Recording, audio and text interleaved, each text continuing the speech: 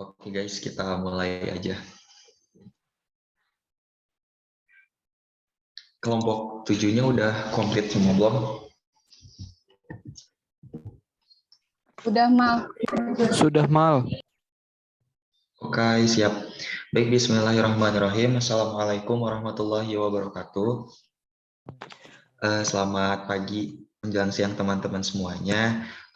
Untuk pertemuan hari ini akan dibahas mengenai pengaruh jumlah uang kartal yang beredar terhadap harga Bitcoin tahun 2019 yang akan disampaikan oleh kelompok 7 yang beranggotakan Ayu Lestari, Aulianisa Nurfitri Amara, Febianti Santa, Gilang Ashifa, Hairil Insan Bintang, Riki, dan juga Riki Firmansyah. Untuk itu, kepada kelompok 7, saya persilahkan untuk memaparkan pemateriannya.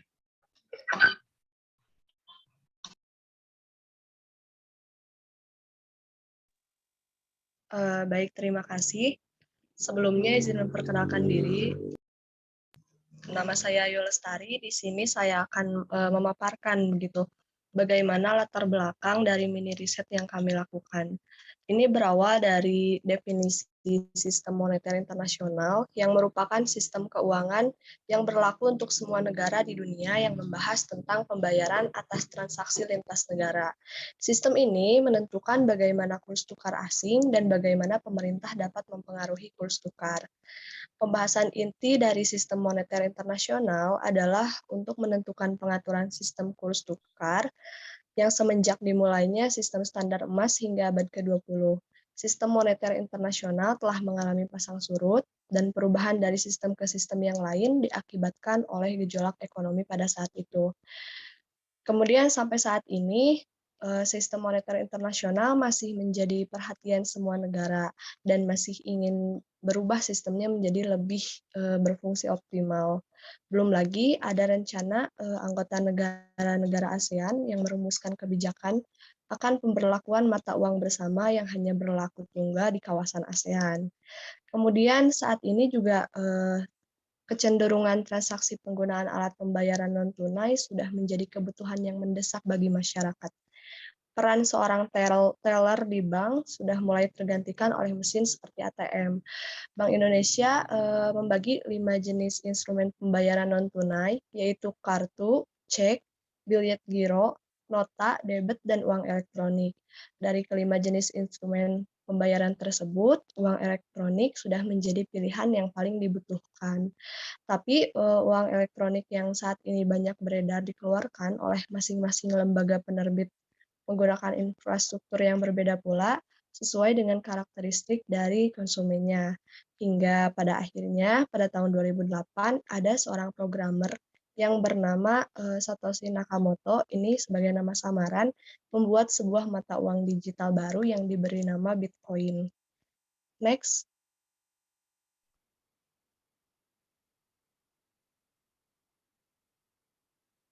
Nah, adapun rumusan masalah berdasarkan latar belakang tadi didapatkan 8 pertanyaan. Yang pertama mengenai pengertian sistem moneter internasional, bagaimana sejarah dan perkembangannya, bagaimana sistem penetapan kurs mata uang, bagaimana cara melakukan transaksi internasional, apa kelemahan sistem moneter internasional, apa itu krisis moneter dan krisis global, apa penyebab terjadinya krisis moneter, dan yang intinya menjadi mini riset kami adalah bagaimana pengaruh jumlah uang beredar terhadap harga Bitcoin. Selanjutnya akan dilanjutkan oleh teman saya.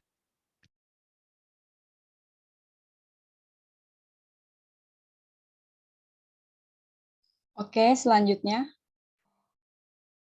yaitu tujuan. Dari rumusan masalah tadi mungkin udah tahu ya tujuannya dari artikel yang kami buat dan juga presentasi kali ini itu untuk memahami pengertian sistem moneter internasional, untuk mengetahui sejarah dan perkembangan sistem moneter internasional, mengetahui sistem penetapan kurs mata uang, mengetahui cara melakukan transaksi internasional, mengetahui kelemahan sistem moneter internasional, memahami pengertian krisis moneter dan krisis global, mengetahui penyebab terjadinya krisis moneter, dan mengetahui pengaruh jumlah uang beredar terhadap harga Bitcoin. Kalau nanti di presentasi kurang lengkap, mungkin teman-teman bisa lihat di artikel, karena untuk di artikel itu sudah lengkap dari tujuan ini. Selanjutnya,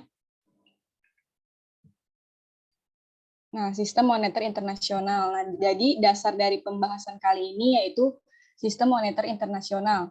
Nah, mengapa dibutuhkan sistem moneter internasional? Karena interaksi ekonomi internasional yang terjadi pada akhirnya mendorong kebutuhan untuk adanya suatu sistem yang mengatur moneter secara internasional. Nah, apa sih moneter itu? Nah, moneter itu segala sesuatu yang berkaitan dengan uang atau mekanisme sirkulasi uang dalam suatu sistem ekonomi. Sehingga dari sini kita dapat mengetahui ya mengapa interaksi ekonomi internasional membutuhkan sistem moneter. Karena pada akhirnya transaksi ekonomi atau perdagangan membutuhkan alat tukar yang biasanya berbentuk uang, yang mana kita ketahui setiap negara itu mata uangnya berbeda-beda gitu, sehingga butuh kesepakatan untuk mengatur agar perbedaan mata uang ini bisa dijembatani gitu dengan suatu sistem yang mengukur besaran nilai suatu mata uang.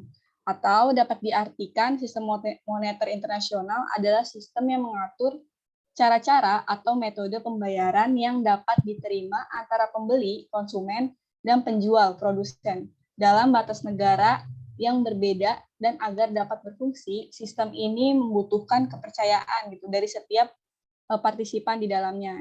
Nah, untuk kaitannya dengan moneter ini, biasanya muncul kebijakan moneter. Nah, untuk selanjutnya akan dijelaskan oleh teman saya.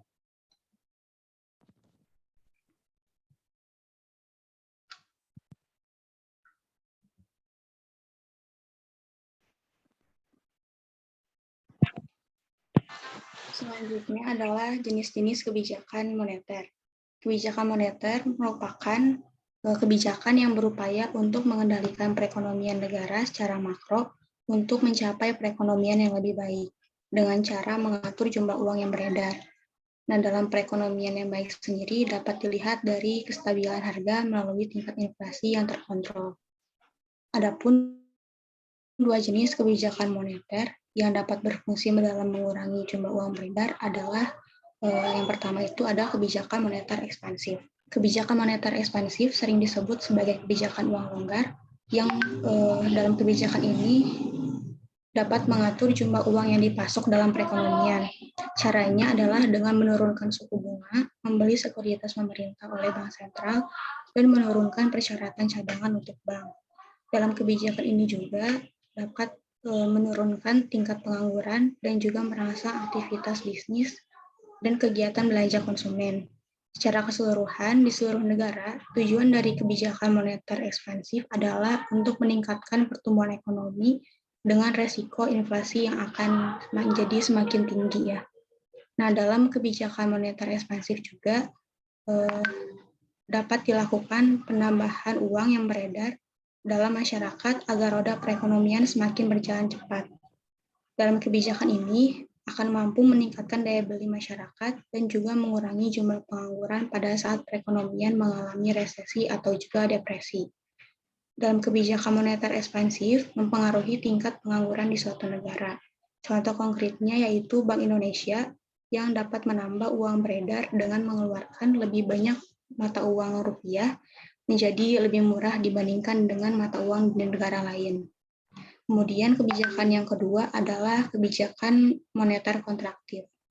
Kebijakan moneter kontraktif adalah suatu kebijakan dalam rangka mengurangi jumlah uang yang beredar. Kebijakan ini dilakukan pada saat perekonomian mengalami inflasi. Tujuan utama dari kebijakan ini adalah menurunkan tingkat inflasi. Kemudian terdapat tujuan lain dalam kebijakan moneter kontraktif ini adalah untuk mengurangi jumlah uang dalam perekonomian. Tujuan tersebut dapat dicapai dengan meningkatkan suku bunga, menjual obligasi pemerintah, dan menaikkan persyaratan cadangan untuk bank. Beberapa contoh dalam kebijakan moneter kontraktif yang telah diterapkan di Indonesia adalah Bank Indonesia gitu ya. Bank Indonesia melakukan lelang sertifikatnya atau bisa juga melalui pembelian surat berharga di pasar modal. BI juga dapat menurunkan suku bunga jika kondisi ekonomi sudah sesuai dengan ekspektasi. Sebaliknya, Bank Indonesia juga dapat menaikkan suku bunga bila ingin membatasi aktivitas ekonomi sehingga aliran uang dapat berkurang. Boleh di next.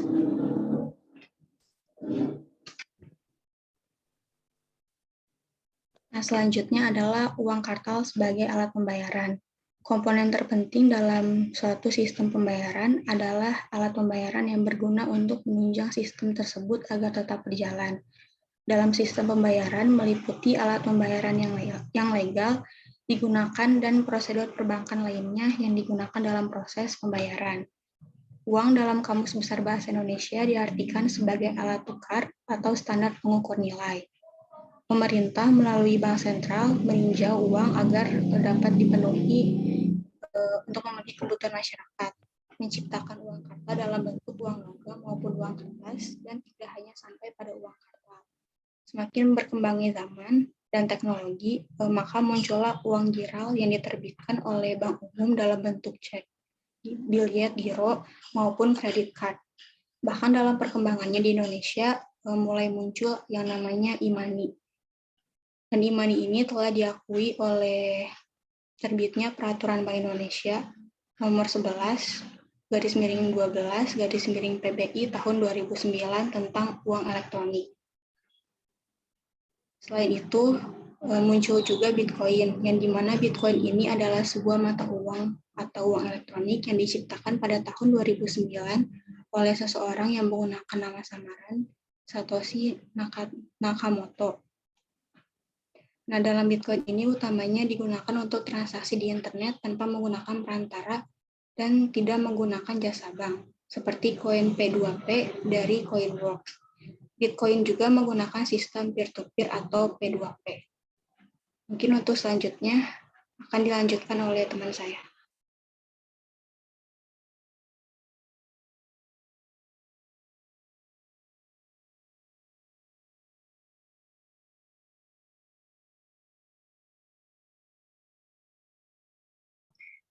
Baik, selanjutnya penggunaan Bitcoin sendiri di Indonesia.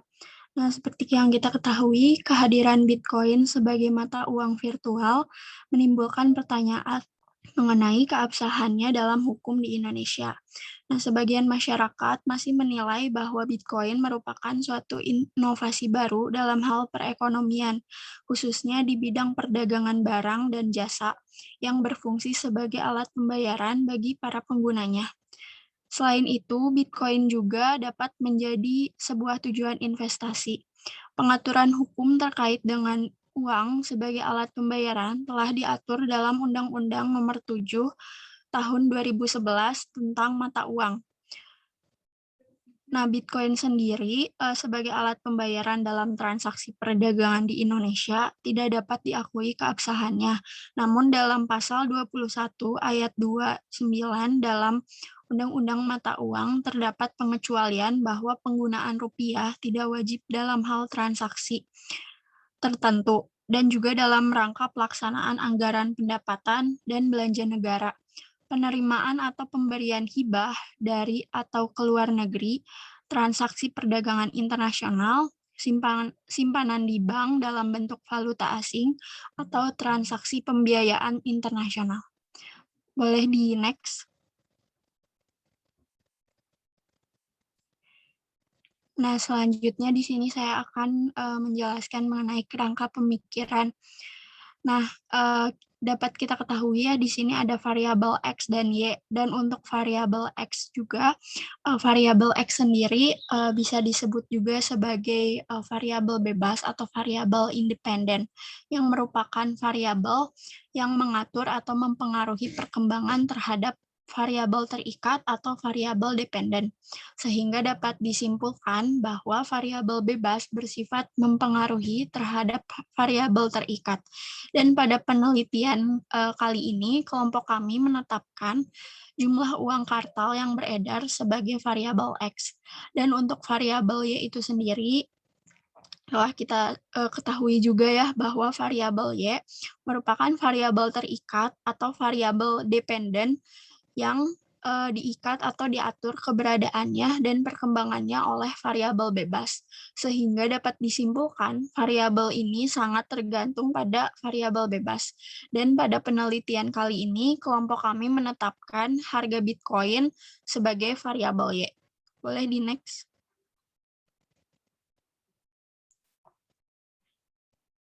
Nah, selanjutnya di sini ada hipotesis ya. Hipotesis sendiri merupakan hipotesis atau anggapan dasar yang mana adalah jawaban sementara terhadap masalah yang masih bersifat praduga karena masih harus dibuktikan kebenarannya atau keabsahannya. Nah, dugaan jawaban tersebut merupakan kebenaran yang sifatnya sementara yang akan diujikan kebenarannya dengan data yang dikumpulkan melalui penelitian. Dan juga kelompok kami mendapati hipotesis sebagai berikut ya, yaitu jumlah uang kartal yang beredar berpengaruh signifikan terhadap harga Bitcoin atau jumlah uang kartal yang beredar tidak berpengaruh signifikan terhadap harga Bitcoin. Mungkin untuk selanjutnya akan dijelaskan oleh rekan saya. Baik, terima kasih Saudari Aulinisa telah mempersilahkan. Langsung saja lanjut ke rancangan penelitian. Di sini penelitian yang kami lakukan itu metode penelitiannya pada dasarnya merupakan cara ilmiah untuk mendapatkan data dengan tujuan dan kegunaan tertentu. Nah, di sini dalam penelitian kelompok kami, variabel yang digunakan dalam penelitian ini terdiri dari 2 variabel. Yang pertama itu variabel independen dan variabel dependen. Variabel independennya itu adalah harga Bitcoin pada tahun 2019 yang diperoleh dari situs resmi investing.com, sedangkan variabel dependennya yaitu jumlah uang kartal yang beredar pada tahun 2019 yang diperoleh dari situs resmi BPS. Selanjutnya bisa di next.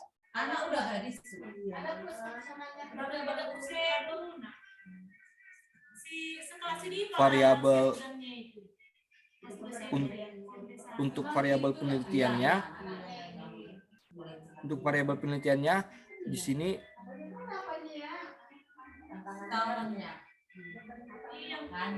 mohon maaf sebelumnya tadi variabel yang saya sampaikan mengenai variabel independen sama variabel dependen adalah variabel penelitian kelompok kami, sedangkan rancangan penelitiannya adalah menggunakan pendekatan penelitian dan yang mana pendekatan penelitiannya itu sesuai permasalahan yang diangkat pada penelitian kelompok kami, yaitu menggunakan pendekatan kuantitatif, penelitian yang berbentuk angka untuk menguji suatu hipotesis dan berlandaskan filsafat positivisme yang digunakan untuk meneliti pada populasi atau sampel tertentu. Nah, jenis penelitiannya yaitu kuantitatif asosiatif yang mana bertujuan untuk mengetahui hubungan antara 2 variabel atau lebih. Dengan penelitian ini maka dibangunlah teori yang mendapat berfungsi untuk menjelaskannya, meramalkan dan mengontrol suatu gejala. Nah, untuk variabel penelitian tadi yang saya jelaskan yaitu variabel dependennya adalah jumlah uang kartal yang berada pada tahun 2019, sedangkan variabel independennya adalah harga Bitcoin pada tahun 2019. Di next. Nah, selanjutnya itu populasi dan sampel. Populasi adalah wilayah generalisasi yang terdiri atas objek atau subjek yang mempunyai kualitas dan karakteristik tertentu yang ditetapkan oleh peneliti. Nah, kelompok kami mengambil populasi yaitu jumlah uang yang beredar di Indonesia dan harga Bitcoin internasional. Sedangkan sampelnya yaitu jumlah uang kartal yang beredar dan harga Bitcoin pada bulan Januari hingga bulan Desember pada tahun 2019. Untuk data dan sumber datanya berbentuk jamak dari datum, yang mana ketenagakerjaan suatu hal, keterangan suatu hal dapat berupa sesuatu yang diketahui atau yang dianggap ada. Dalam penelitian ini, kelompok kami mengambil data sekunder yang berupa angka, yakni data yang diperoleh langsung dari media perantara, yaitu situs resmi Badan Pusat Statistik atau bps.go.government.id dan situs resmi indeks harga saham di investing.com. Sedangkan teknik pengumpulan datanya yaitu menggunakan prosedur sistematik dan standar untuk memperoleh data yang diperlukan, yang mana teknik pengumpulannya adalah studi kepustakaan. Next, lanjut sama rekan saya. Terima kasih.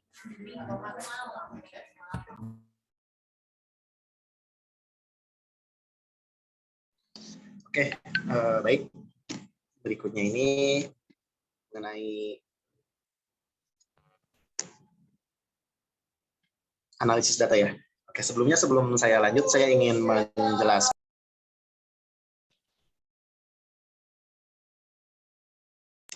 Oke, Sebelum lanjut, saya ingin menjelaskan sedikit kenapa kita mengambil variabel variabel independen dan independennya gitu ya. Ini didukung oleh penelitian sebelumnya gitu ya. Karena kan kita ketahui bahwa saat ini Bitcoin itu masih dilarang di Indonesia. Nah, pertanyaannya adalah bagaimana ketika nanti Bitcoin itu sudah dilegalkan di Indonesia, dan bagaimana kita mengatur harga Bitcoin itu. Salah satunya dengan melihat jumlah uang kartal yang beredar gitu ya. Salah satu kebijakan yang bisa dilakukan oleh pemerintah adalah dengan kebijakan moneter, mengatur jumlah uang yang beredar gitu. Nah, ini didukung oleh jurnal-jurnal sebelumnya, yang mana ini jurnal yang judulnya Pengaruh Ekonomi Bitcoin Terhadap Jumlah Uang Beredar di Singapura.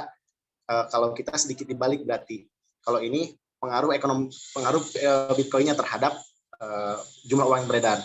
Tetapi dalam penelitian kita ini dibalik bagaimana pengaruh jumlah uang kartal yang beredar terhadap harga Bitcoin. Dari jurnal ini hasilnya adalah hasil analisis data diperoleh bahwa terdapat pengaruh positif dan signifikan antara ekonomi Bitcoin terhadap jumlah uang beredar dolar Singapura di Singapura. Nah, adapun jurnal yang kedua itu pengaruh Bitcoin ekonomi terhadap jumlah uang beredar di Indonesia pada tahun 2016 sampai dengan 2019. Hasilnya pun sama, itu signifikan bahwa pengaruh Bitcoin ekonomi terhadap jumlah uang yang beredar di Indonesia. Nah, itu kenapa alasan kita mengambil variabel jumlah uang yang beredar, jumlah uang kartal yang beredar, dan juga harga Bitcoin. Nah, kita lanjut kembali ke analisis data. Dalam penelitian ini menganalisis bagaimana jumlah uang kartal yang beredar terhadap harga Bitcoin dengan menggunakan analisis regresi sederhana melalui aplikasi Stata 14. Ada yang terdiri dari yang pertama itu ada analisis deskriptif, terus kedua uji regresi sederhana, yang ketiga uji hipotesis, dan yang keempat koefisien determinasi. Boleh ke bawah?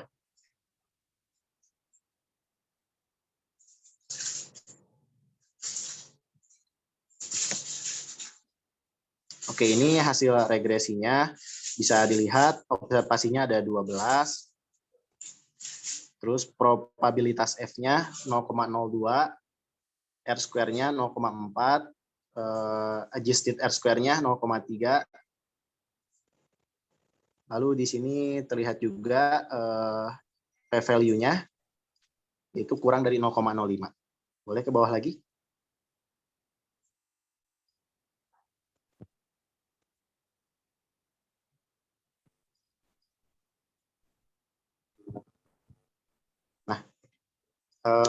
Selanjutnya akan dijelaskan oleh rekan saya. Assalamualaikum warahmatullahi wabarakatuh. Sebelumnya kedengaran nggak? Dengar, Kang. Ya, baik. Di sini saya akan melanjutkan presentasi dari kelompok 7. Nah, di sini saya akan menjelaskan mengenai analisis data dan hasil interpretasinya. Nah, yang pertama yaitu number of OBS sama dengan 12. Nah, ini number ini adalah jumlah sampel kami yang tadi udah disampaikan oleh Riki berjumlah 12. Artinya jumlah sampel.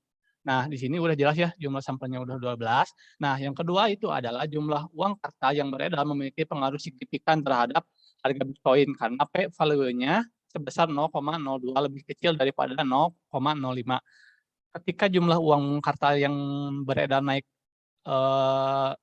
sebesar 1 miliar rupiah, maka pertumbuhan Bitcoin-nya naik sebesar 5,34 rupiah. Nah, di sini jadi jumlah uang beredar itu berpengaruh ya terhadap harga Bitcoin-nya. Nah, di sini yang ketiga itu R-square-nya sama dengan 0,43, artinya kemampuan jumlah uang kartal yang beredar dalam menjelaskan perubahan harga Bitcoin sebesar 43%.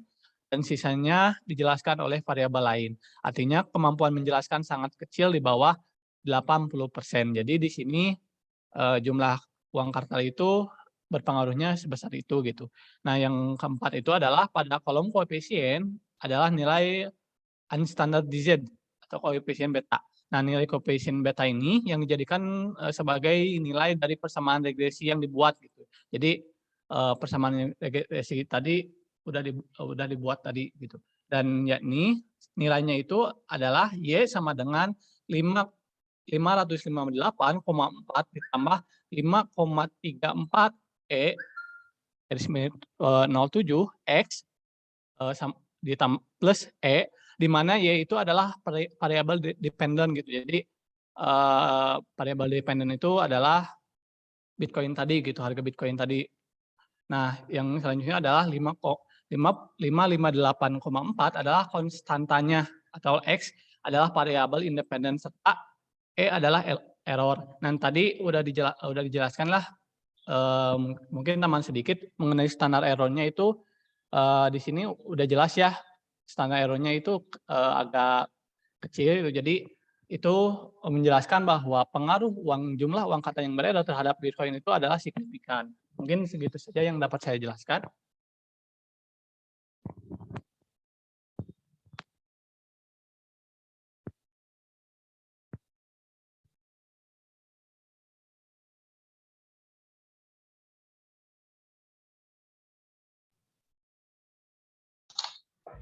Ya, terima kasih untuk teman-teman dari kelompok 7. Boleh untuk teman-teman dari kelompok 1 sampai kelompok 6 untuk memberikan pertanyaan gitu kepada kelompok 7 yang telah memaparkan pemateriannya.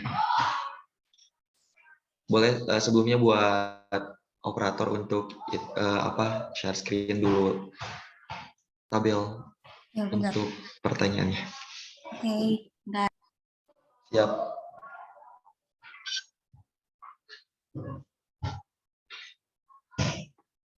Oke, di sini udah ada.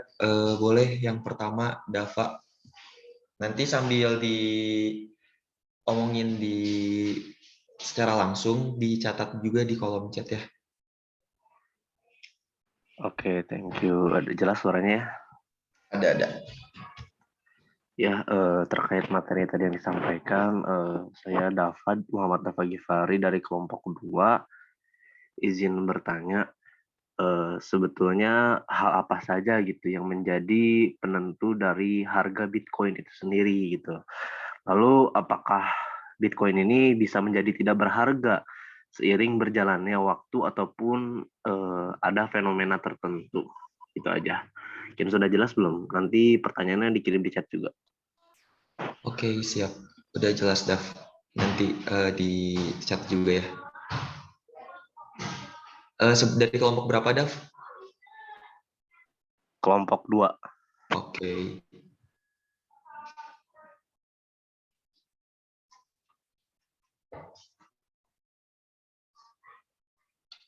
Oke, kemudian di sini ada Anissa Kusuma.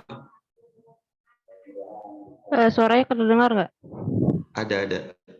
Oke, makasih buat Jama.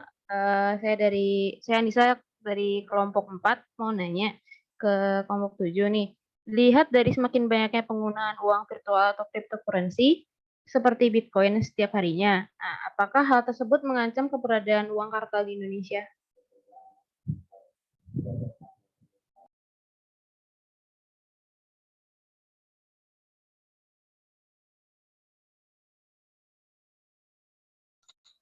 Ini gimana pertanyaannya, Anissa?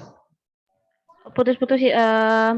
Pertanyaan ini dilihat dari semakin banyaknya penggunaan uang virtual atau cryptocurrency seperti Bitcoin setiap harinya. Apakah hal tersebut mengancam keberadaan uang kartal di Indonesia? Oke. Dikirim di kolom chat juga ya, biar nanti bisa dikopas ke Word-nya. Oke. Oke. Mau nanya dong. Boleh, Vero. Pertanyaannya, selain jumlah uang kartal yang beredar, apakah ada hal lain yang dapat mempengaruhi harga Bitcoin? Nanti aku ketik juga. Oke, siap. Vero dari kelompok berapa, Ver? 5 kalau nggak salah. 5? Oke.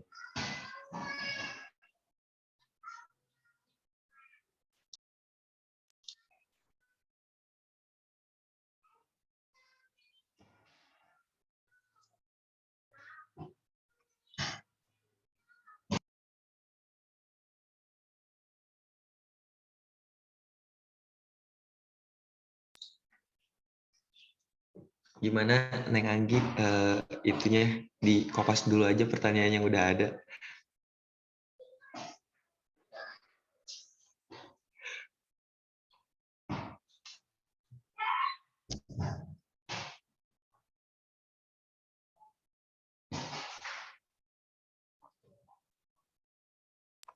Iya mal udah tadi mah.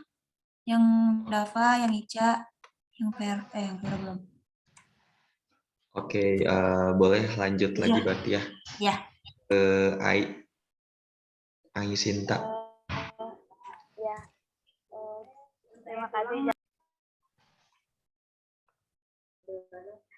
Ya, perkenalkan nama saya Sinta Fitria dari kelompok 4. Izin bertanya, faktor apa saja yang dapat menyebabkan kerugian dalam menggunakan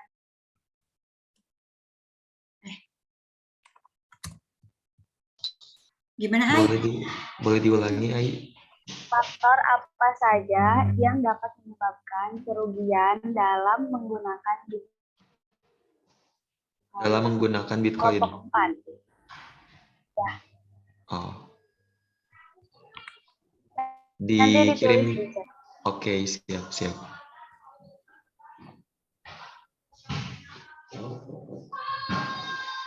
Boleh untuk kelompok. Oke, ada Fahrul. Boleh Fahrul. Ya, baik. Terima kasih, moderator. Dari kelompok 3, saya ingin bertanya, adakah sebuah kegiatan yang mungkin kita lakukan sebagai seorang mahasiswa untuk memanfaatkan dinamika penggunaan Bitcoin dalam rangka perdagangan internasional? Begitu ya. Oke, siap. Makasih buat Fahrul. Boleh untuk teman-teman dari kelompok lain, masih ada yang belum memiliki pertanyaan dan juga masih ada yang baru satu pertanyaan gitu. Oke, Iren, boleh Iren.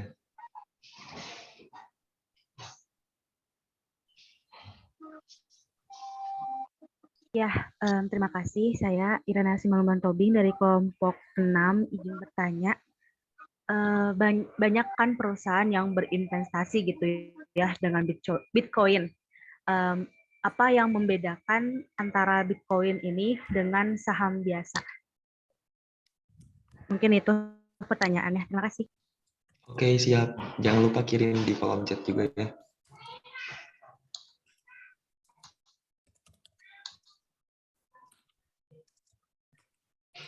Di sini juga tadi ada yang nanya dari kelompok 1 dari Ratu Anggi. Apakah Bitcoin dapat dikatakan sah? Bisakah Bitcoin digunakan untuk aktivitas ilegal dan bisakah Bitcoin tersebut diregulasi? Oke, udah ada pertanyaannya. Boleh lanjut lagi ke Irma. Baik, terima kasih Jamal. Izin bertanya gitu ya. Saya perwakilan dari kelompok 1. Nah tadi kan oleh anggota kelompok itu sudah dijelaskan gitu ya dengan sangat rinci dan jelas bagaimana mengenai sistem dari Bitcoin ini. Nah yang akan saya tanyakan itu siapakah sih di sini yang mengendalikan jaringan dari Bitcoin ini? Seperti itu. Oke, siap Irma, makasih. Dikirim di kolom chat juga ya.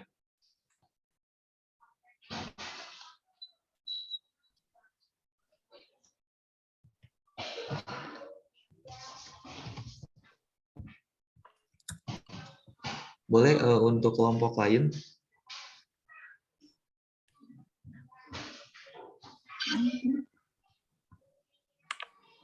Udah di kopas semua, Gi? Belum. Kelompok 4. Oke.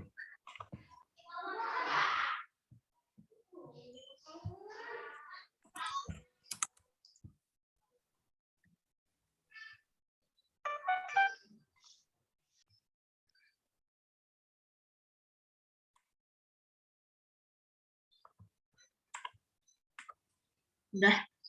Tinggal tadi yang Irma belum. Oke. Boleh lanjut lagi ke Asep? Ya, kan berkenaan dengan itu ya. Nah, dalam penggunaannya gitu, menurut pandangan kelompok itu bagaimana seseorang yang menggunakan Bitcoin itu bisa mengantisipasi menekan resiko daripada kerugian penggunaan Bitcoin ini gitu. Gimana kegambar gak dari kelompok? Dari kelompok berapa, Sep? Asep dari kelompok 3. Kelompok Cuman 3, oke. bentar, ini pertanyaannya kegambar gak sama itu? Takutnya itu gitu. Paling dicatat dulu aja, Sep, di kolom chat. Nanti pada saat kelompok 7 bingung gitu, masih kurang paham, bisa ditanyakan gitu pas mau ngejawab nanti. Oh, oke, siap. Makasih, Mas.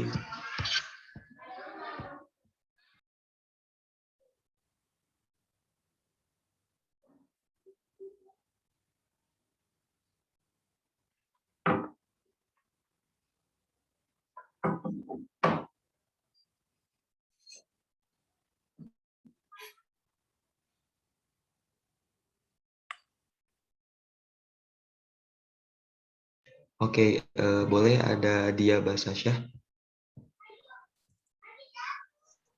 Ya, izin bertanya. Ingin bertanya gitu ya, apakah Boleh. Dari kelompok berapa dia? Iya. Aku dari kelompok berapa ya? Bentar, lupa. 5. Dari kelompok 5 ingin bertanya gitu. Pertanyaannya, dapatkah Bitcoin ini tumbuh menjadi jaringan pembayaran yang utama? Itu paling. Terima kasih.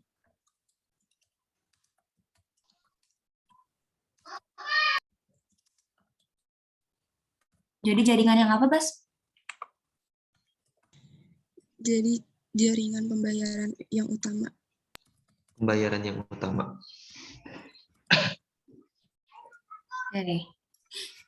Oke, siap. Makasih, Bas. Kemudian ada Gali. Oh iya, perkenalkan saya teman-teman dari kelompok 5 ya, sama dengan tadi Teh Dia. Izin bertanya teman-teman. Oh, 3. Maaf, taruh bentar. Berarti kelompok 5 3 orang ya? Boleh nggak teman-teman bertanya atau dibatasi dulu 2? Ya, kelompok dibatasi 2, Lih. Oke, gitu. Oke. Boleh berarti untuk kelompok lain, karena masih ada yang baru 1 pertanyaan gitu ya.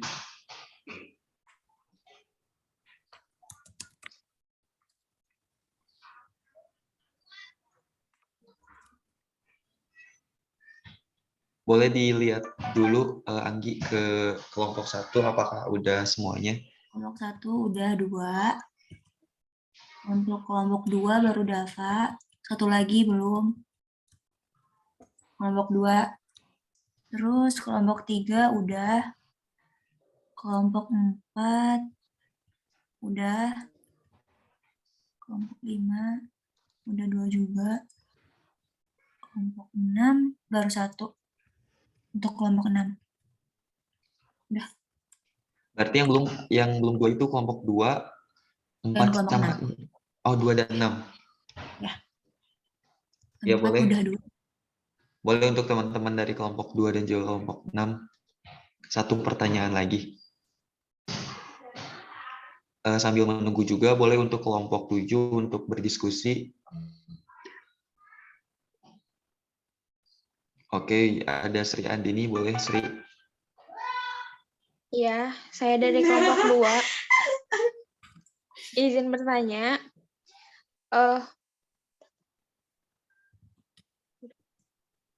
Naon, Bun?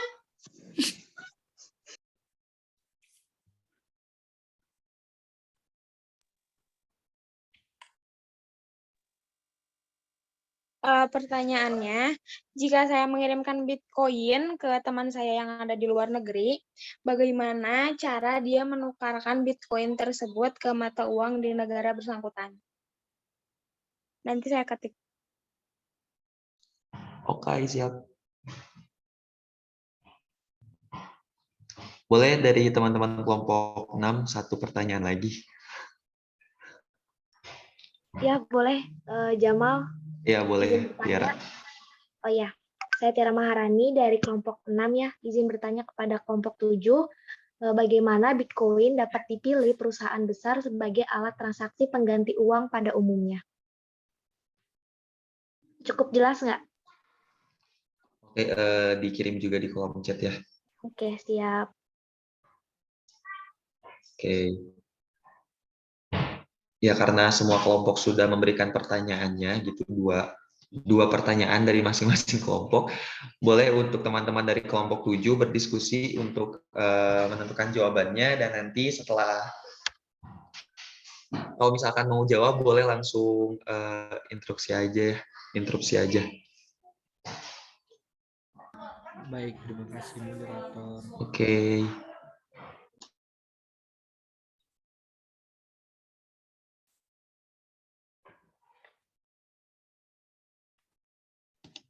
Jamal, izin menjawab pertanyaan yang Dava terlebih dahulu. Boleh? Boleh, tapi sebentar, nunggu dulu ini Anggi. Beres semuanya dulu, Nggi. Beresin dulu aja. Oh, iya, oke. Iya, tadi Tiara belum ngirim. Sama tadi yang kelompok 2. Sri juga belum.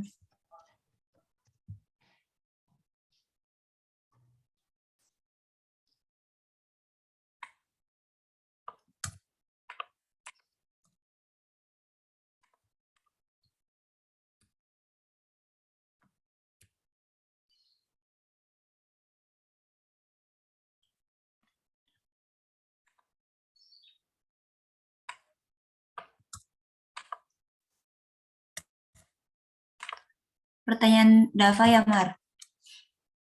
Sebentar, Dava kelompok berapa ya? Dava kedua. Dava kelompok 2. Oke. Oke, boleh, Mar. Oke. Nah, mungkin untuk pertanyaan Dava itu sendiri kan tadi itu pertanyaannya apa saja gitu ya, hal apa saja yang mempengaruhi penentuan nilai dari Bitcoin itu sendiri gitu ya. Dan juga apakah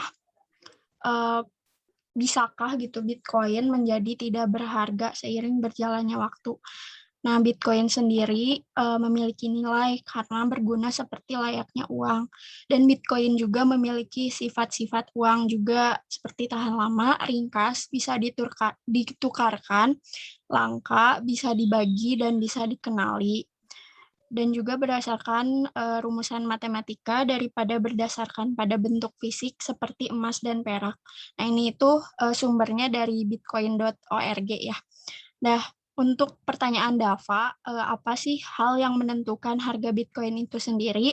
Nah, harga Bitcoin itu sendiri ditentukan oleh banyaknya jumlah permintaan dan juga penawaran.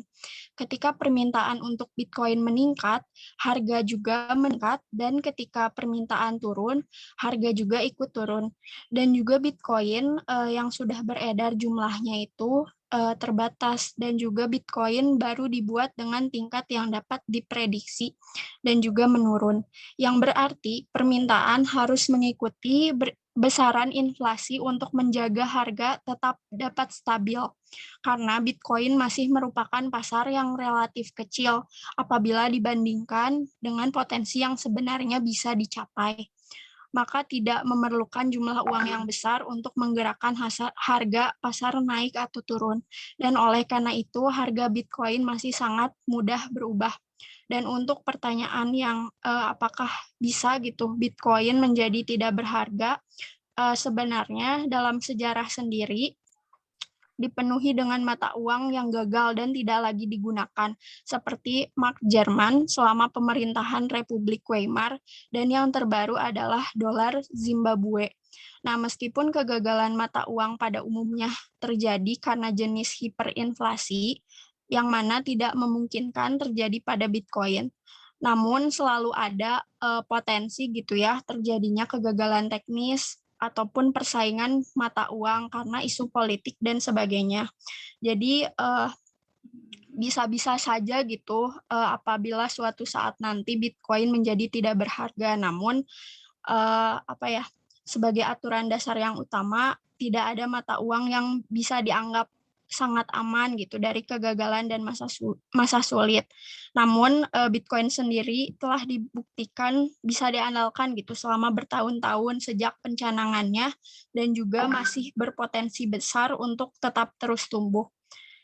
Jadi kita sebenarnya nggak ada yang bisa tahu gitu ya, nggak ada seorang pun yang bisa tahu atau memprediksi bahwa masa depan akankah memihak pada Bitcoin atau tidak. Mungkin itu sih jawaban dari aku buat pertanyaan Dava. Makasih. Oke, siap Amara. Terima kasih. Bagaimana Dava? Apakah sudah jelas jawaban dari Amara atau barangkali ada yang ingin ditanyakan kembali? Oh ya, terima kasih Amara, sudah cukup jelas. Thank you, Mal. Oke, siap. Boleh izin menjawab pertanyaan lain, Mal? Boleh. Sebelumnya dari kelompok 7, barangkali ada yang mau menambahkan atau sudah cukup untuk pertanyaan dari Dava? Cukup, Mal. Cukup. Oke, siap. Boleh kalau gitu, Feb. Oke, menjawab pertanyaan dari Yolanda Veronica, kelompok 5. Pertanyaannya masih sejenis gitu ya dengan pertanyaan Dava, jadi biar masih masuk gitu bahasannya. Ya, jadi selain jumlah uang kartal yang beredar, apakah ada hal lain yang mempengaruhi harga Bitcoin? Ini tadi jawabannya nggak jauh berbeda ya dengan jawaban Amara yang mempengaruhi harga Bitcoin. Nah, jadi selain dari hasil analisis yang tadi, yaitu uang kartal yang mempengaruhi Bitcoin, pastinya ada hal lain juga yang mempengaruhi gitu harga Bitcoin ini. Salah satunya yaitu permintaan dan penawaran, tadi sudah dijelaskan. Jadi ketika permintaan untuk Bitcoin meningkat, harganya juga pasti akan meningkat, dan di saat permintaan untuk Bitcoin menurun, harga Bitcoin juga akan menurun gitu. Nah, tapi perlu diketahui juga Bitcoin yang sudah beredar jumlahnya terbatas dan Bitcoin baru yang dibuat gitu dengan tingkat yang dapat diprediksi. Jadi Bitcoin ini pertambahan jumlahnya juga itu dengan penuh prediksi gitu ya teman-teman, nggak asal selalu bertambah gitu setiap harinya. Yang berarti permintaan harus mengikuti besaran inflasi untuk menjaga harga tetap stabil. Karena Bitcoin ini kan termasuk dalam investasi gitu ya, yang mana investasi lebih diminati gitu kalau harganya stabil gitu dibanding dengan harganya yang naik turun seperti itu. Nah, karena Bitcoin masih merupakan pasar yang relatif kecil dibanding dengan potensi yang sebenarnya gitu yang bisa dicapai, maka memerlukan jumlah uang yang besar untuk menggerakkan harga pasar naik atau turun. Dan oleh karena itu harga Bitcoin masih sangat mudah berubah gitu. Nah, selain itu ada hal lain juga yang pastinya dapat mempengaruhi harganya, yaitu keamanan jaringan, karena yang pasti Bitcoin ini pasar utamanya itu di jaringan gitu ya, melalui jaringan gitu. Jadi keamanan jaringan ini sangat mempengaruhi gitu harga Bitcoin itu sendiri, tingkat permintaannya, dan juga kebijakan pemerintah, karena di saat kebijakan pemerintah melarang atau tidak mengizinkan juga itu mempengaruhi permintaan Bitcoin, dan itu juga pada akhirnya akan mempengaruhi harganya. Dan yang terakhir itu adalah isu buruk, karena banyak sekali ya isu-isu buruk tentang Bitcoin gitu, dan itu mempengaruhi harganya gitu, semakin banyak isu buruknya. Mungkin hanya itu yang dapat saya sampaikan. Untuk Vero, apakah jawabannya menjawab? Ya, bagaimana Vero jawaban dari Febi?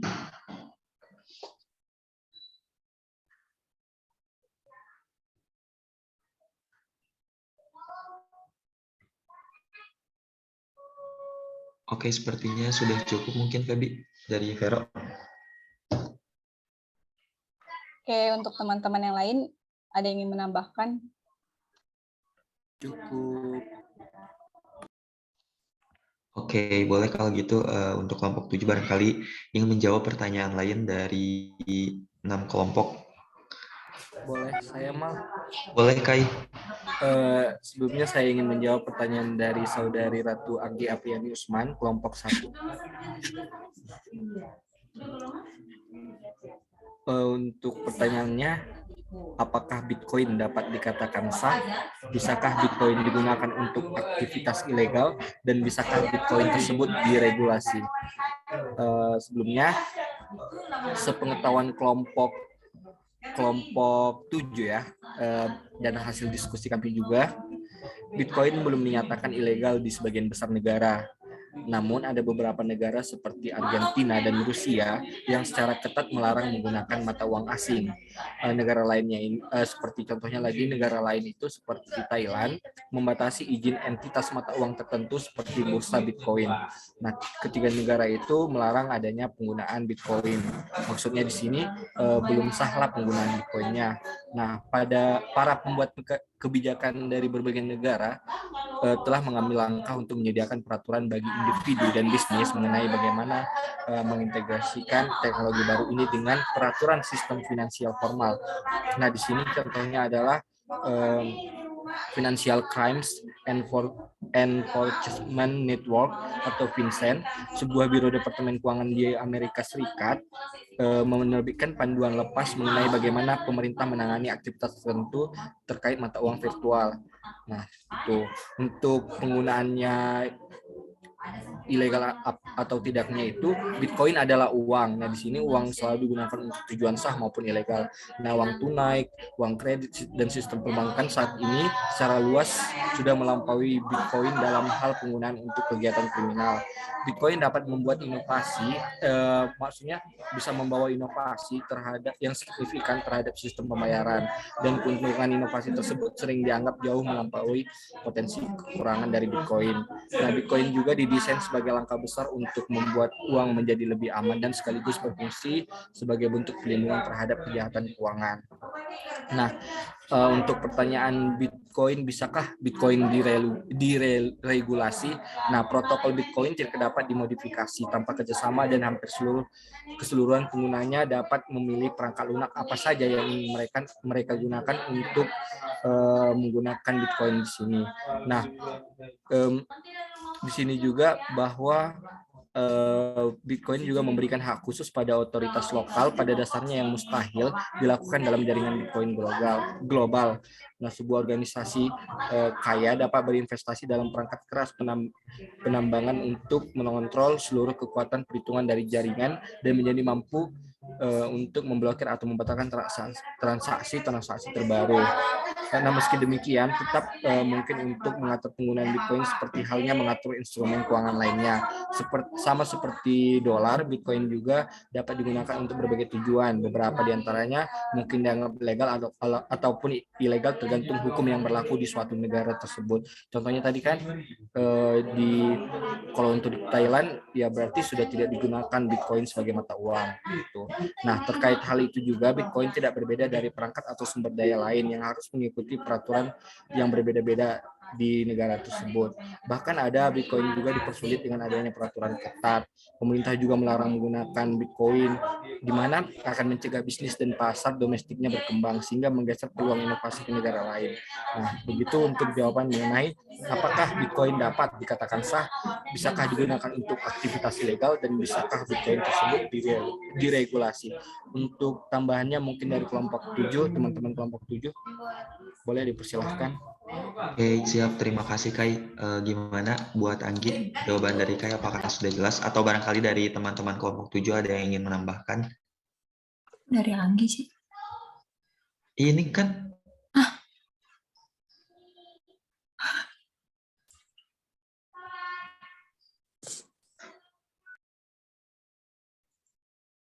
Itu kan kamu yang bertanya di. Tadi Kai jawab pertanyaan yang Anggi kan ya? Iya, benar. Oh iya. Iya. Iya, Kai, makasih ya jawabannya. Oke, terima kasih kembali. Oke, boleh mungkin dari kelompok 7 ada yang ingin menjawab pertanyaan yang lain, dipersilahkan. Oke, Jamal izin menjawab. Saya izin menjawab pertanyaan dari Asep ya. Iya, Riki, boleh Riki. Oke, aduh. Mangga, lagi. Punten boleh diketik lagi, tadi Riki keluar gangguan sinyal pertanyaannya, jadi kosong chatnya. Oh, atau di sini aja, share screen aja boleh, di share screen-nya. Ada nggak? Pertanyaan Asep, Ki. Ya. Asep. Oh, pertanyaan Asep. Bentar, Asep kelompok. Bagaimana? Oke, pertanyaannya adalah bagaimana seseorang punten yang menggunakan Bitcoin dapat menerak resiko dari kerugian yang timbul atas penggunaan Bitcoin ini gitu ya. Nah ini jawabannya bisa terkait dengan kenapa pemerintah kita Indonesia masih melarang Bitcoin gitu ya. Ini alasan kenapa Bitcoin dilarang oleh pemerintah Indonesia gitu ya. Ini bisa menjadi apa? Jawab pertanyaan dari ini. Oke, alasannya pertama kenapa pemerintah Indonesia masih melarang Bitcoin di Indonesia. Pertama, tidak didukung oleh OJK. Nah, sebagai otoritas jasa keuangan, OJK ini memiliki peranan vital dalam menjaga eksistensi nilai rupiah di masyarakat. Ya. Oleh karena itu, penggunaan Bitcoin sebagai alat transaksi alternatif masih dilarang peredarannya. Dengan kata lain, Bitcoin ini tidak bisa digunakan menjadi alat tukar dari suatu barang apapun. Selain itu, Bitcoin juga dianggap bisa merugikan masyarakat Indonesia sebab peredarannya sama sekali tidak diatur dan tidak mendapat jaminan dari pemerintah Indonesia. Nah, dari situ kita bisa melihat ya bagaimana resikonya ketika kita menggunakan alat transaksi yang tidak diatur dan juga tidak khususnya oleh Bank Sentral Indonesia gitu ya. Bitcoin ini bisa mengganggu stabilitas keuangan negara karena tingginya penggabungan nilai uang akibat tren Bitcoin. Yang kedua, gitu kan, kenapa Bitcoin dilarang di Indonesia? Yang kedua, rentan alami peretasan. Yang pertama tadi aja sudah disebutkan bahwa penggunaan Bitcoin ini tidak dijamin oleh pemerintah gitu ya. Terus dengan nilai tukar yang begitu besar, tidak heran jika banyak orang yang berupaya meretas atau membobolnya. Sistem keuangan yang ada di bank aja, yang di lokal aja bisa diretas oleh tangan-tangan usil gitu. Padahal bank lokal tersebut sudah diawasi oleh OJK dan disetujui oleh pemerintah Indonesia. Bagaimana dengan Bitcoin yang sudah jelas dilarang gitu kan? Tentu sangat rentan diretas. Jadi setiap resikonya tidak lagi menjadi tanggungan pemerintah, gitu kan? Uang dalam bentuk digital, dalam bentuk digital itu seperti Bitcoin memang tidak selamanya aman. Sepandai-pandainya kita menyembunyikan kode akses gitu ya di dompet Bitcoin, tetap memiliki kemungkinan untuk diretas. Alasan yang ketiga, kenapa Bitcoin dilarang? Karena Bitcoin ini bisa sebagai pencucian uang sampai pendanaan teroris. Nah, agak mengerikan juga ya, karena pernah ada kasus ancaman pemboman di Mall Alam Sutra dengan permintaan tebusan berupa Bitcoin kepada pihak mall. Ini agak lucu juga gitu ya, tapi memang begitu adanya gitu ya. Sungguh mengkhawatirkan gitu ya. Oleh karena itu pemerintah Indonesia melarang penggunaan Bitcoin gitu ya. Misalkan teman-teman lagi di mana gitu, tiba-tiba lagi di jalan ditodong gitu kan, minta tebusannya Bitcoin. Nah, itu kan berbahaya juga ya itu. Jadi kita sudah tahu sendiri gitu ya kenapa Bitcoin itu bisa dibilang berbahaya gitu ya, terutama buat kita yang awam gitu ya. Memang perlu ilmu yang cukup ketika kita memang ingin bertransaksi Bitcoin gitu ya. Itu resiko-resikonya ketika kita memang nah bisa jadi ya kayak gitu ya teman-teman. Asep gimana Asep jawabannya? Oh iya Ki, bisa dipahami. Jadi menanggapi dulu ya Ki. Jadi besarnya kerugian itu sulit ditekan karena memang intervensi dari pemerintahnya itu sendiri gitu kan, yang menjadi salah satu faktor pendukung itu tidak ada begitu ya? Ya betul saya betul sekali. Oke dapat dipahami Riki, makasih banyak. Mangga. Oke siap, terima kasih Riki. Ya boleh untuk kelompok 7 lainnya barangkali ada yang ingin menjawab pertanyaan yang belum terjawab dari kelompok lain. Boleh saya, Mal? Boleh Kang, mangga Kang. Ya. Izin menjawab pertanyaan Pak Hrul ya.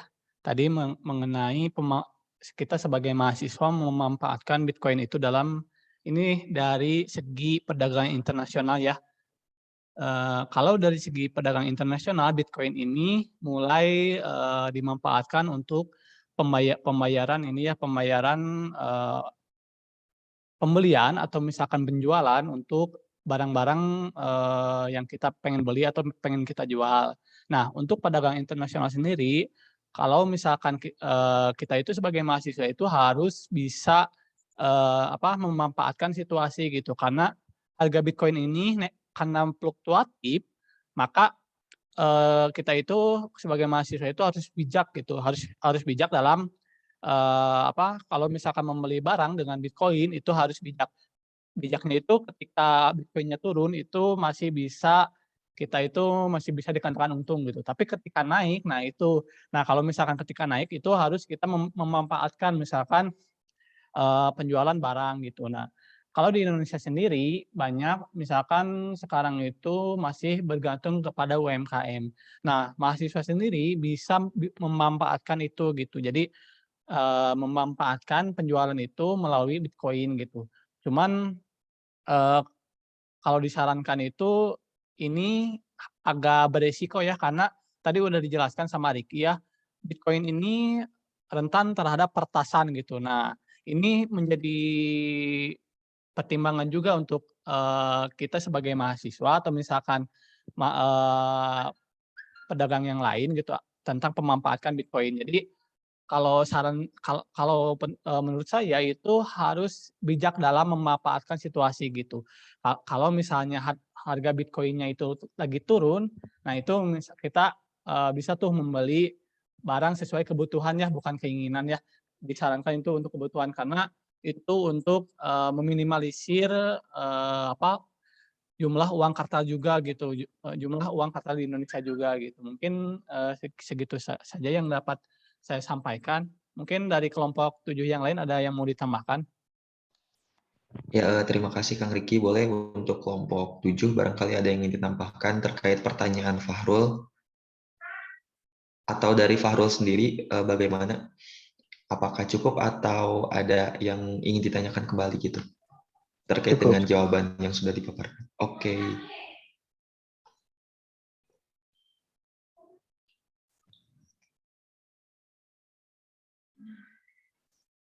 Ya, boleh untuk kelompok 7 lainnya. Barangkali ada yang ingin menjawab pertanyaan yang belum terjawab. Boleh, Mas. Ya, Ayu dulu ya. Boleh, Ayu. Ya, aku mau jawab pertanyaan kelompok 6, Iren sama Tiara, karena pertanyaannya mirip-mirip tentang perusahaan yang menggunakan Bitcoin.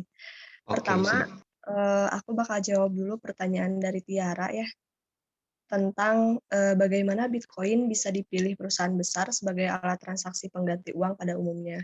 Nah, sebetulnya tadi juga sudah disinggung berkali-kali bahwa Bitcoin untuk dijadikan alat transaksi pembayaran itu tidak boleh dan belum legal gitu. Namun bisa saja dilakukan dan ada juga yang melakukan antar perusahaan yang emang sama-sama menggunakan Bitcoin gitu.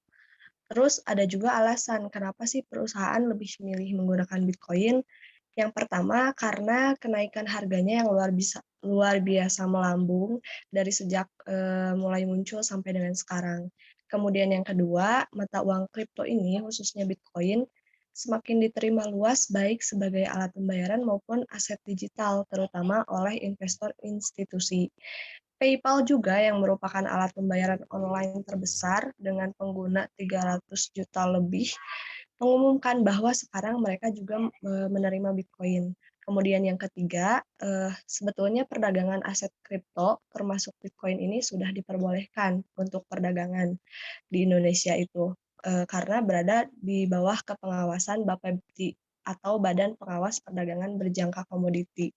Kemudian untuk menjawab pertanyaan yang Iren, tentang banyaknya perusahaan yang berinvestasi dengan Bitcoin dan apa yang membedakan antara Bitcoin dan saham. Jawabannya bisa dilihat dari beberapa aspek. Yang pertama dari cash flow dan utilitasnya. Bitcoin memang bukan aset yang menghasilkan cash flow dan harga Bitcoin juga tadi disinggung oleh Feby ditentukan oleh supply dan demand gitu yang bersumber dari utilitas atau kegunaan Bitcoin. Semakin yakin masyarakat akan manfaat Bitcoin di masa depan baik sebagai sistem pembayaran maupun store of value, maka harga Bitcoin juga akan semakin tinggi. Kemudian dilihat dari digital dan fisik. Bitcoin itu sejak awal memang didesain untuk menjadi aset digital. Dan mata uang ini hanya ada dalam catatan-catatan digital di ledger blockchain. Berbeda dengan saham. Meskipun memang saham sekarang berbentuk scriptless atau digital, tetapi dulu itu ada bentuk fisiknya begitu. Karena dianggap tidak praktis, makanya tren bursa di seluruh dunia itu menyimpan sertifikat saham dalam bentuk digital. Kemudian aspek yang ketiga dilihat dari return dan resikonya. Dari segi return, Bitcoin jelas-jelas menawarkan keuntungan yang berlipat ganda gitu, lebih tinggi. Meskipun berpotensi resiko kerugiannya juga sangat tinggi. Sama halnya dengan saham, hanya saja saham itu paling tinggi rata-ratanya, keuntungan rata-ratanya itu hanya 20% sampai 30% dalam setahun. Kemudian dilihat juga dari kemudahan cara beli. Dari segi kemudahan cara beli, Bitcoin sudah semudah saham dan dilakukan dengan cara online 100%. Sejak transaksi Bitcoin dilegalisasikan oleh pemerintah Indonesia melalui peraturan Bapti, jual beli Bitcoin bisa dilakukan di 13 perusahaan yang sudah mendapatkan izin. Dan yang terakhir itu dilihat dari mekanisme transaksinya. Kalau nasabah berhubungan, kalau misalnya di saham, itu nasabah berhubungan dengan broker atau perantara. Lalu brokernya itu membawa order nasabah untuk melakukan jual beli di bursa saham. Jadi transaksinya itu yang terjadi itu di bursa efek melalui perantara broker. Sedangkan dalam Bitcoin, nasabah itu melakukan transaksi di exchange, di mana nasabah yang bertransaksi Bitcoin ini dapat bertransaksi langsung dengan nasabah lain yang tergabung dalam exchange yang sama. Mungkin itu aja yang bisa aku sampaikan dari teman-teman. Ada yang ditambahin? Oke, siap Ayu, terima kasih. Boleh dari kelompok 7 barangkali ada yang ingin menambahkan jawaban dari Ayu atas pertanyaan Iren dan juga Tiara, atau mungkin dari Tiara dan juga Iren, apakah sudah cukup atau ada yang ingin ditanyakan kembali? Kalau dari aku cukup ya. Makasih Ayu untuk penjelasannya. Oke, siap Iren, makasih. Dan dari Tiara juga cukup katanya.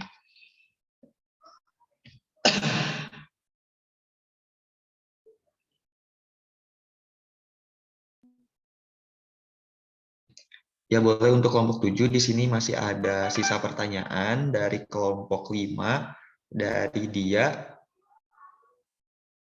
kemudian dari Boleh menjawab, kelompok 4. Boleh, Feb. Oke. Izin menjawab pertanyaan dari Anissa, kelompok 3. Ya, pertanyaannya dilihat dari semakin banyaknya pengguna uang virtual, cryptocurrency seperti Bitcoin, setiap harinya, apakah hal tersebut mengancam keberadaan uang kartal di Indonesia? Nah, berdasarkan data yang saya cari, ekonom Federal Reserve Michael Lee dan Anthony Martin dalam risetnya menilai mata uang virtual tidak akan mampu menyaingi uang tunai, cek, atau kartu kredit sebagai alat pembayaran dan investasi di Amerika Serikat maupun negara lainnya.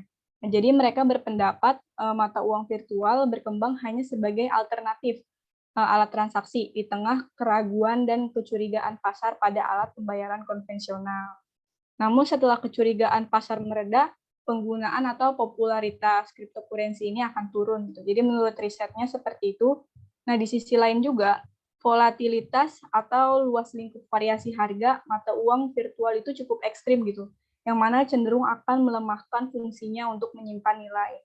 Nah, mungkin di sini yang berinvestasi ngerti gitu ya, di saat nilai uangnya itu gampang sekali gitu, ekstrim gitu untuk naik dan turun, itu pasti resikonya besar gitu ya. Jadi di Bitcoin ini tuh karena harganya cenderung naik turun dan lingkup variasi harganya cukup besar gitu. Nah, itu jadi membuat Bitcoin ini jadi tidak mampu bersaing gitu dengan uang kartal maupun yang lainnya gitu. Nah, kondisi itu tuh berbeda banget dengan uang kartal, yang mana uang kartal itu tidak mengalami volatilitas ekstrim gitu. Yang mana uang kartal itu dari tahun ke tahun mungkin perubahan harganya itu nggak terlalu jauh ya teman-teman. Nah, selain itu, metode pembayaran tunai dan metode pembayaran konvensional lainnya juga menawarkan kemudahan dan keuntungan dibanding dengan cryptocurrency. Nah, dalam hal ini di hasil riset menjelaskan bahwa transaksi Bitcoin dan sejenisnya mengkonsumsi listrik dalam jumlah yang besar dan membutuhkan waktu untuk memvalidasi transaksi. Jadi di sini juga kelemahan Bitcoin ya yang membuat dia nggak mampu bertahan gitu, nggak mampu bertahan cukup lama atau nggak mampu menyaingi uang kartal atau yang lainnya. Karena cukup sulit gitu ya dalam transaksinya yang mana membutuhkan jaringan dan juga kepercayaannya juga cukup kecil gitu ya karena penggunanya juga anonim gitu, dan juga di sini menggunakan listrik atau validasi transaksinya itu cukup lama. Nah, saat ini transaksi cryptocurrency juga diperkirakan menggunakan 48 energi terawatt per tahun, yang mana jumlah energi tersebut dapat digunakan untuk melistriki 4,4 juta rumah di Amerika Serikat. Nah, jadi benar-benar menggunakan listrik yang cukup besar gitu. Nah, masih banyak juga kekurangan lainnya, yang mana jadi Bitcoin ini salah satu cryptocurrency hingga jadi kesimpulannya seperti itu ya teman-teman, nggak mampu gitu untuk menyaingi uang kartal untuk saat ini. Mungkin untuk Anissa, apakah menjawab?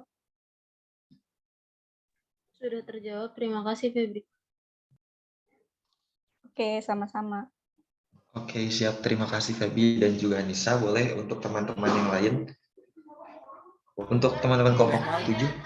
Iya, boleh Kai. Pertanyaan mengenai, sebentar ya, gimana ya tadi ya, di scroll dulu ke atas lagi dong, ke atas lagi, coba ini yang Irma ya, yang Irma. Pertanyaannya, siapakah yang mengendalikan jaringan dari sistem Bitcoin ini? Baiklah, untuk jaringan Bitcoin tidak ada yang memiliki jaringan Bitcoin.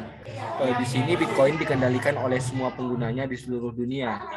Pengembang Bitcoin juga dapat meningkatkan perangkat lunak Bitcoin, tetapi pengembang tersebut juga tidak bisa memaksakan perubahan dalam protokol Bitcoin karena semua pengguna Bitcoin itu bebas memilih perangkat lunak dan versi yang ingin mereka gunakan untuk mengakses penggunaan Bitcoin tersebut. Nah, agar dapat tetap kompatibel antara satu dengan yang lain, semua pengguna Bitcoin perlu menggunakan perangkat lunak yang mengikuti peraturan yang sama sesuai dengan yang dianjurkan oleh pengembang Bitcoin tersebut. Nah, Bitcoin juga hanya bisa bekerja dengan baik apabila ada konsensus, yang dimana penuh di antara semua penggunanya. Dengan demikian, semua pengguna dan pengembang dari Bitcoin ini memiliki insentif yang kuat untuk melindungi konsensus ini. Begitu kira-kira jawaban mengenai siapakah yang mengendalikan jaringan Bitcoin tersebut. Mungkin untuk kelompok 7 ada tambahan, dipersilahkan. Oke, siap. Terima kasih Kai. Bagaimana untuk Irma? Sudah cukup baik untuk jawabannya. Oke. Baik, terima kasih Irma.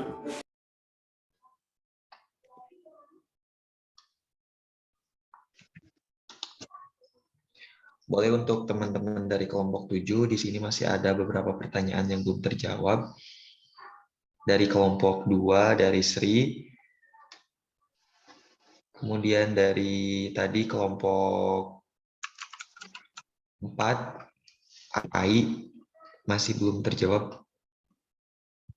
Boleh, Ma? Aku mau jawab pertanyaan dari AI. Ya, boleh. Pertanyaan itu kan faktor apa saja yang dapat menyebabkan kerugian dalam menggunakan Bitcoin. Nah, yang pertama itu adanya fluktuasi harga. Jadi fluktuasi harga Bitcoin ini sangat cepat sehingga bisa berubah-ubah gitu ya dalam sekejap mata. Nah, tidak ada yang tahu juga kapan harga Bitcoin itu akan melesat tinggi atau bahkan anjlok. Kemudian adanya modus penipuan. Nah, beberapa orang juga beranggapan bahwa resiko investasi Bitcoin ini bisa terjadi akibat adanya skema Ponzi gitu. Di mana dalam skema Ponzi ini merupakan modus penipuan investasi palsu yang bisa membuat investor itu rugi. Modus penipuan ini adalah perputaran dari anggotanya sendiri. Nah, skema Ponzi juga memberikan pengembalian pada investor yang lebih dulu dengan mengandalkan aliran investasi baru yang konstan. Dengan begitu, skema tersebut akan berantakan apabila aliran itu habis. Nah, ketika orang-orang yang terus membeli Bitcoin, lama-kelamaan Bitcoin ini akan menjadi tidak bernilai. Semakin banyak orang yang memiliki mata uang virtual, semakin sulit untuk menjualnya. Nah, jika hal ini terjadi, maka tidak ada pengembalian investasi yang dapat menyebabkan yang akan menyebabkan kerugian finansial ini cukup besar gitu. Kemudian adanya pencurian digital. Di dalam Bitcoin ini juga bisa diretas gitu oleh oknum yang tidak bertanggung jawab. Tentu saja dalam hal ini semua aset yang ada di dalam Bitcoin bisa diambil begitu saja. Nah, kemudian yang terakhir adalah ketergantungan dalam hal teknologi. Jika terjadi gangguan pada hal teknologinya, maka Bitcoin akan memiliki resiko yang dapat merugikan para investor. Mungkin cukup sekian yang bisa disampaikan. Oke, siap. Terima kasih, Gilang. Gimana, Ai? Jawaban dari Gilang?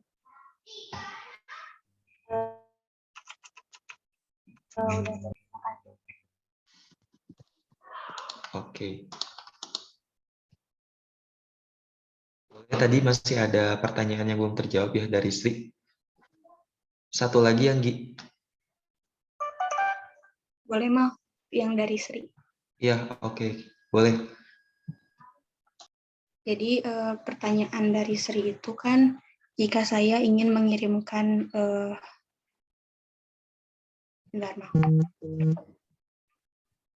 Jika saya ingin mengirimkan Bitcoin ke teman saya di negara lain, bagaimana cara dia menukar Bitcoin ke mata uang di negara tersebut?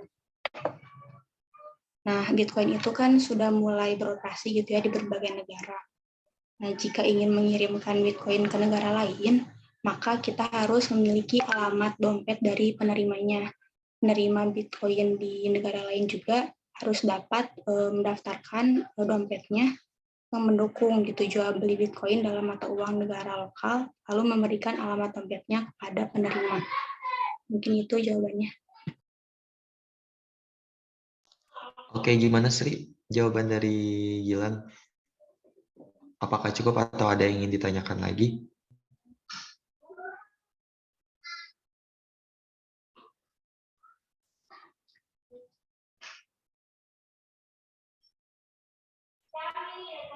Oke, mungkin sepertinya cukup. Nanti kalau misalkan emang ada yang ingin ditanyakan, langsung saja. Boleh, masih ada pertanyaan lain juga tadi yang dari dia belum dijawab. Mau izin menjawab yang pertanyaan dari dia. Iya, boleh. Nah, tadi itu kan dia dari kelompok 5 kan bertanya ya, dapatkah Bitcoin tumbuh jadi jaringan pembayaran yang utama? Nah, sebenarnya jaringan Bitcoin ini sendiri sudah bisa gitu ya memproses lebih banyak transaksi tiap detik dibanding hari ini. Kondisi ini bagaimanapun juga sebenarnya belum sepenuhnya siap gitu untuk menangani jumlah transaksi sebesar jaringan kartu kredit. Jadi pengembangan Bitcoin sedang dilakukan untuk mengatasi keterbatasan yang ada dan segala yang dibutuhkan untuk di masa depan. Nah, setelah tadi juga ya disampaikan oleh Feby gitu ya, bahwa Bitcoin juga untuk saat ini masih belum bisa menyaingi keberadaan uang kartal gitu ya. Karena untuk Bitcoin sendiri masih memerlukan jaringan dan masih perlu banyak dibenahi karena masih banyak kelemahannya. Serta tadi juga telah disampaikan gitu kelemahan-kelemahan Bitcoin oleh Siva gitu ya. Nah, tapi balik lagi gitu ya, kita nggak ada seorang pun di sini yang tahu gitu atau memprediksi keberadaan ataupun eksistensi Bitcoin di masa depan, sehingga tidak menutup kemungkinan di masa depan bahwa Bitcoin dapat menjadi jaringan pembayaran utama. Kita juga bisa lihat gitu ya dari kasus yang mana di masa lalu nggak pernah gitu terbayangkan bahwa saat ini akan ada ponsel canggih yang mampu menghubungkan kita walaupun kita dengan orang banyak gitu ya, walaupun jaraknya berjauhan gitu, dan tidak tatap muka, namun masih bisa melihat gitu kondisinya bagaimana. Jadi sebenarnya nggak ada nggak ada yang bisa benar-benar memprediksi gitu keberadaan atau eksistensi Bitcoin di masa depan. Jadi tidak menutup kemungkinan bahwa di masa depan Bitcoin juga dapat menjadi jaringan pembayaran utama. Dan juga mengingat potensi juga dari Bitcoin sendiri yang saat ini terus berproses dan juga bertumbuh untuk mematangkan dan juga mengoptimalkan serta menspesialisasikan gitu keberadaan dari Bitcoin itu sendiri. Mungkin gitu sih kalau dari kelompok 7 ada yang mau menambahkan, boleh. Ya, barangkali dari teman-teman kelompok 7 ada yang ingin menambahkan, mangga, atau dari dia sendiri ada yang ingin ditanyakan kembali, boleh. Dari aku mah cukup, Mal. Makasih Mara, makasih juga kelompok 7. Oke.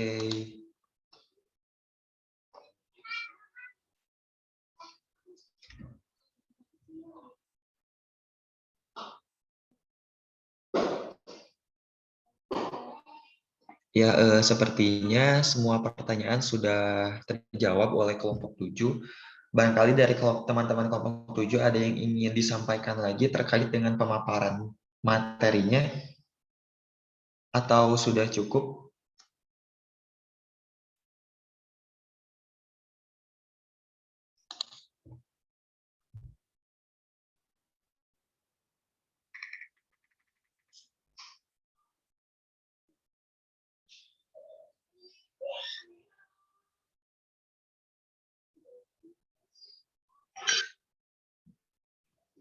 Oke, mungkin sudah cukup ya tadi.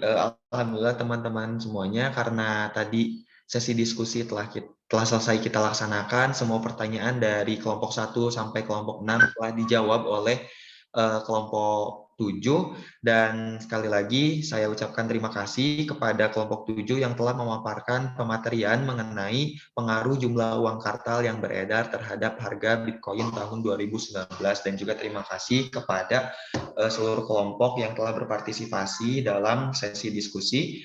Untuk itu, pemaparan presentasi pada pertemuan hari ini kita cukupkan. Terima kasih untuk teman-teman semuanya. Wabillahi taufiq wal hidayah. Wassalamualaikum warahmatullahi wabarakatuh. Waalaikumsalam warahmatullahi Waalaikumsalam. wabarakatuh. Terima kasih Terima kelompok kasih 7. teman-teman. Bantu.